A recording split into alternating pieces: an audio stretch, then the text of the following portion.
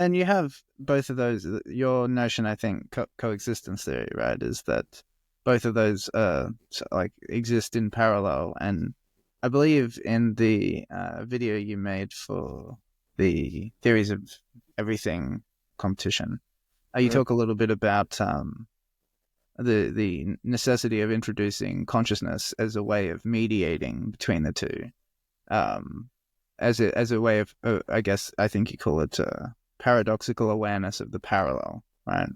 Mhm. Um, Yeah. and what that makes me wonder about your framework is whether then consciousness would be seen as, I guess, a fundamental in your view, or as something that, because if it's being invoked to sort of explain the conjunction in that coexistence, holding those two things together, is it then over and above? Like, how do you, I guess, how do you think of consciousness? And also, what's your attitude about idealism as a metaphysical thesis?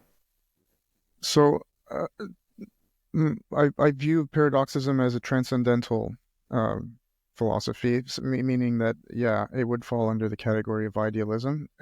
But what it does is it doesn't claim truth as an absolute insofar as it can be spoken. It's more of a pathway to experience of truth.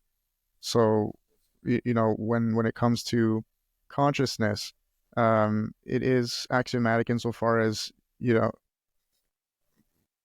when I say you, I really mean in general, and it was really my path. But when you go down or when you climb the ladder of paradoxism, it only leads you up to a certain point. Hopefully, it will lead to the experience of the paradox, or of that conscious awareness of the paradox at play, so that you can understand that in fact there is no distinction between consciousness and physics matter. That there's no distinctions whatsoever. There's an absolute pervasiveness, the Parmenidean sort of description of the Mystical worlds. one.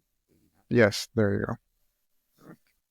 It Interesting. almost sounds like a kind of Eastern spiritual Zen koan or something to kind of set the mind at a certain state to realize something.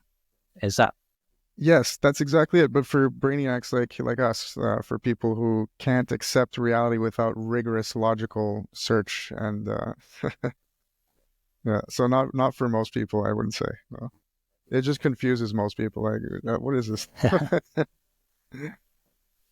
Yeah. maybe confusion could be a pathway to yeah, realizing oneness? that's true. Good point. Good point. Yeah.